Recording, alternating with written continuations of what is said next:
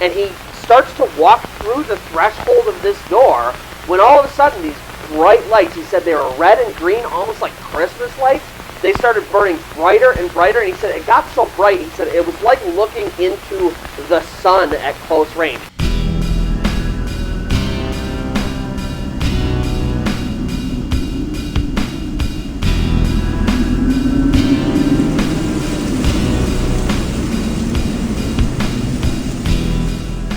So, once again, you found yourself at the campsite of the Orator. Well, please pull up a chair. As you can see, my fire is stoked, which means tonight I have another tale to tell. But before we begin, if you find yourself enjoying this kind of content, true first-hand accounts of the supernatural, paranormal, things that go bump in the night, then allow the spirits to guide your planchette to both the like and subscribe button as well as the notification bell. That way you get notified every time I upload new content, and it allows me to continue to do what I love, which is telling terrifying tales. Second, all of my stories are true first-hand accounts of the supernatural and paranormal.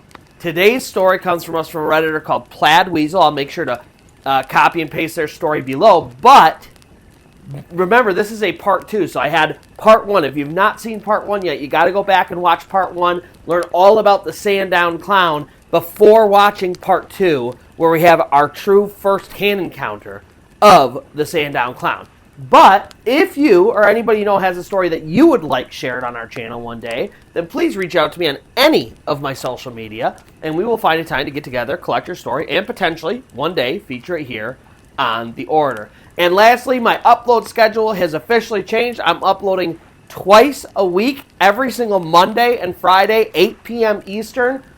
So make sure to check out every Friday and Monday on my channel for new videos. And with all of that out of the way, let's get on to today's story.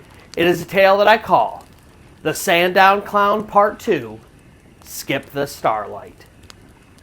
So the year is 1996. Luke is a 5-year-old boy living in eastern Canada, and he's currently staying at his grandparents' house. And one of his favorite things about his grandparents' house is that it has this giant fish pond out back, and right up against this fish pond is this big boulder. And nobody else really cares about this fish pond or this area at all, but for some reason, it's like Luke's favorite place at his grandparents', and so they keep it specifically for him. And so Luke is sitting out on the boulder, staring out at all of the fish in this pond, and his grandpa's out there with him. And they're just sort of hanging out and talking and enjoying the weather. You know, it's late summer, early fall, and it's just beautiful out, and so they're just sort of enjoying themselves. And then at some point, Luke's grandpa decides he's going to go inside and let Luke just kind of hang out outside by himself. So he goes inside, and Luke continues to sit there and enjoy this fish pond when all of a sudden, he hears this odd rustling noise off to his left, and he looks out that way, and, you know, there's his grandparents' property ends, their neighbor's property begins, and their neighbors used to be farmers. So they have all of this land that used to be farmland, but lately it's kind of gone to seed. Large grass, tall grass has grown up all over, and now, like I said, it's late summer, early fall, so the grass is actually starting to brown and wilt a little bit, but the grass is really tall. So, you know, Luke says all these years later, he can't exactly remember what they used to grow,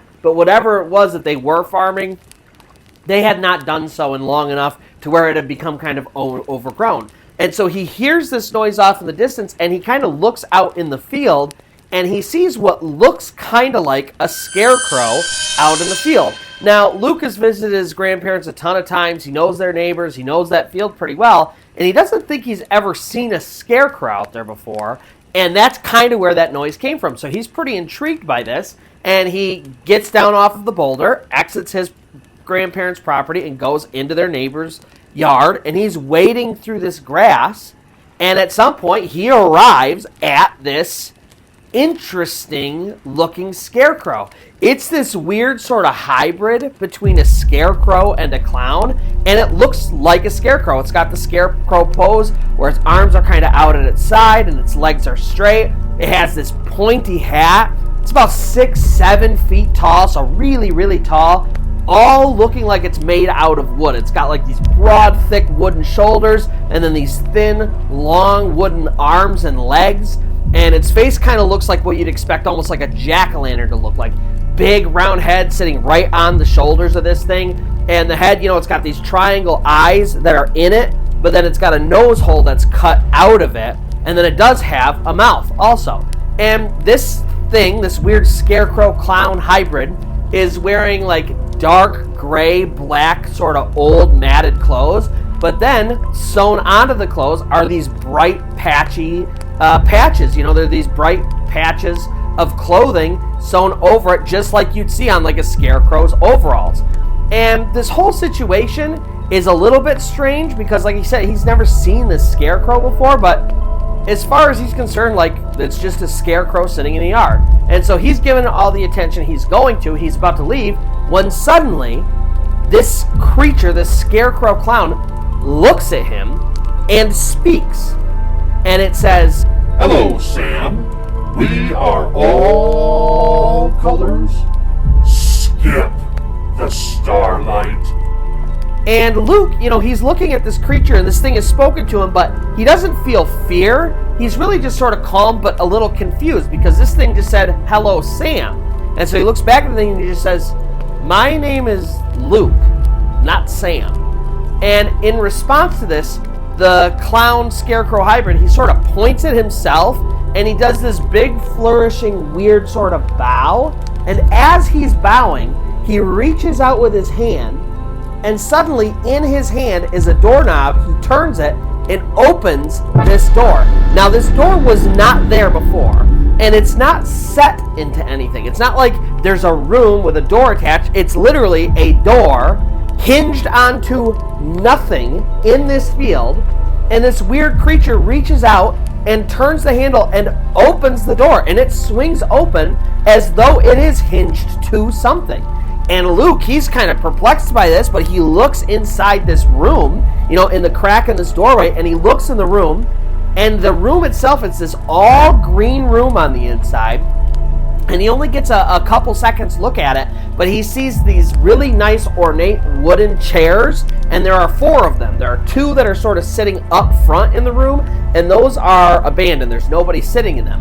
But in the back of the room, he sees another 2 chairs, and sitting in those 2 chairs appear to be 2 more of these creatures. Now, he doesn't get a great look at them, not only because it's really quick, but he said it was just really weird. It was almost like they were blurred out. Like when you watch a video of somebody and they've blurred it out for posterity's sake, he said that's almost what it looked like. He just couldn't quite see their features, except to say they looked kind of like this thing. Big, round, bulbous heads, pointy hats, long, lanky limbs that looked like they were made out of wood. It looked like more of whatever this thing was. Now, if you remember from my first video on the Sandown Clown, or if you've ever researched the Sandown Clown, number one, he said there were multiple other creatures like him out there.